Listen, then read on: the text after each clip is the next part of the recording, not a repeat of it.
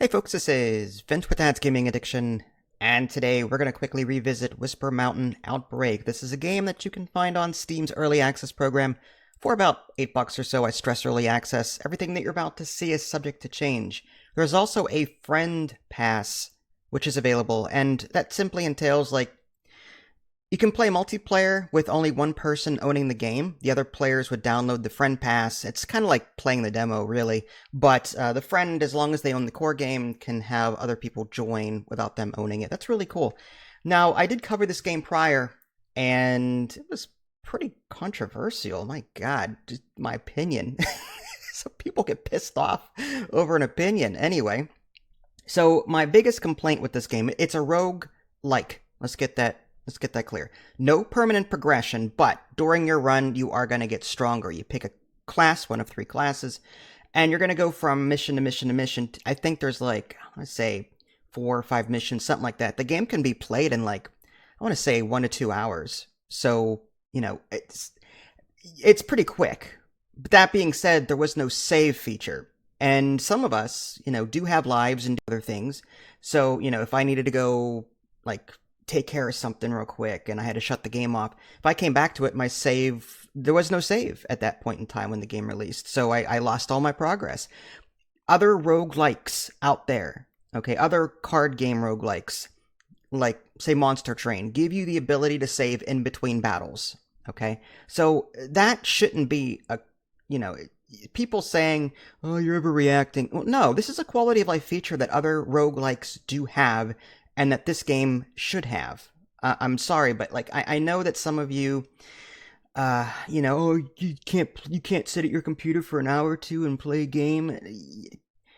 You don't know me, okay? I hate to I hate to sound like every other person out there, but you don't know me, quote unquote. I mean, you don't know my medical conditions, you don't know what I've got going on in my life, and you don't know what I deal with on a day-to-day basis. So just because you can sit in your mom's basement, play this game for 2 hours straight, doesn't mean that, as a full-grown man, I simply don't have the ability to do that sometimes because I'm busy doing other things. So, yeah, I thumbed the game down because it needed a save feature. That's quality of life. And to be fair, that feedback caused the developers to release a patch sooner than they would have because enough people complained about it. So if you're going to sit there and go, well, you shouldn't complain about an early access game, how else are the developers supposed to know that there's something wrong with their game unless you bring it up to them, unless you provide feedback? Just because feedback is negative, it doesn't have to be a negative experience. In fact, some developers, they rely on negative feedback in order to make their game better. And without people to be brave enough to bring that forward to them, to let them know about it, games can't improve. So negative feedback and negative reviews are just as important as positive feedback. And, if that causes developers to get, butthurt sometimes, or even fanboys, as quote unquote fanboys, that love a game so much and are so passionate about a game that they get offended by someone else's conflicting opinion, I'm sorry, but go outside and touch grass, okay? Seriously. Anyway, with that out of the way, the recent patch has introduced a save feature. So I came back to the game as soon as I could, which was today, in fact. It's the same day the patch was released, and I brought it through its paces. I tested it in a number of different ways. So just to give you a quick heads up on what this game is, for those of you that haven't seen my prior video, it's a roguelike. It's kind of like Left 4 Dead, but it's more top-down, cartoony, where you're going to be going from level to level, and you can bring items with you from level to level, which is really cool. And in between, you can spend the crafting materials that you earn and your skill points in order to make your character better. So if you're familiar with a roguelike where there is progression during that run only, then you'll be fine. This is typical. And it's got the Resident Evil interface, which is also cool. So if you're familiar with Resident Evil, you'll see your little health bar, the little health meter there, it's blipping. I love that. So the aesthetics are really nice. And I haven't tried multiplayer yet, but I plan to at some point. But yeah, I like I like the overall progression, and the game is incredibly creepy to boot. It really is. Like when I came across this really giant monster witch crawly thingy on on the police station level, and I was like, I died because I didn't know how to deal with it. But anyway, getting back to the whole save thing real quick, I tested it in two ways. One, I tested it in between missions, and that worked. So like I completed a mission, and then I quit the game, and then I reloaded, and yes, everything was saved, which was fantastic. So that save feature works.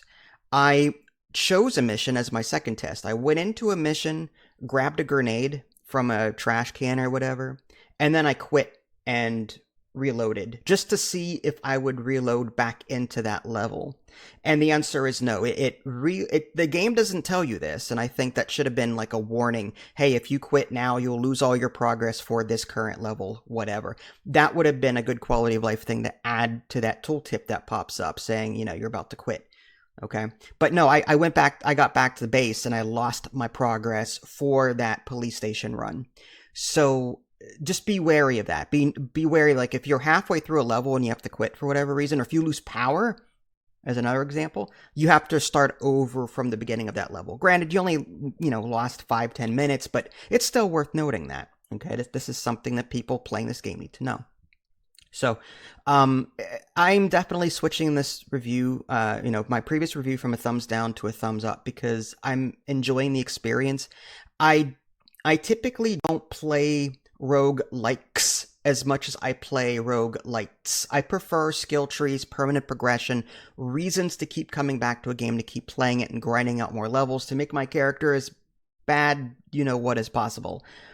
With a rogue like, I occasionally play it more so just to play with friends, okay? Like Left 4 Dead. The original Left 4 Dead did not have skill trees. You just went from, it's a first-person shooter, point A to point B, safe room to safe room, and that was fun. It's still fun, don't get me wrong, but when Back 4 Blood came out, I was more excited to play that because I was unlocking things in between.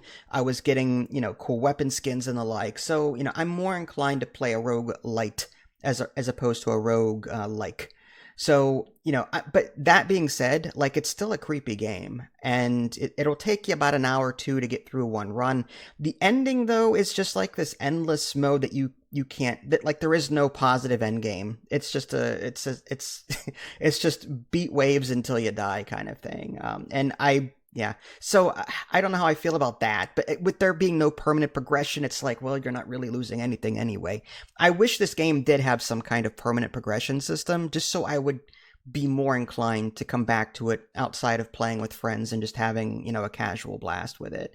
But yeah, I mean, I'm glad the developers have, listened to feedback, have patched the game, introduced a save feature that works. It's a shame it doesn't work during a mission, and there's a shame. It's a shame that there's no permanent progression, but it's still early access at this point.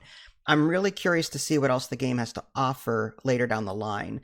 At this point, I would, if I were to ask for anything, it'd be more content, more, maybe some permanent progression in there, just to give me a reason to keep coming back to it. But again, I don't know what the developers have in store for this game, so I'm interested, and I'll keep playing it. So yeah, check this one out. This is Vince. Thanks for watching. I'll catch you all next time. Take care.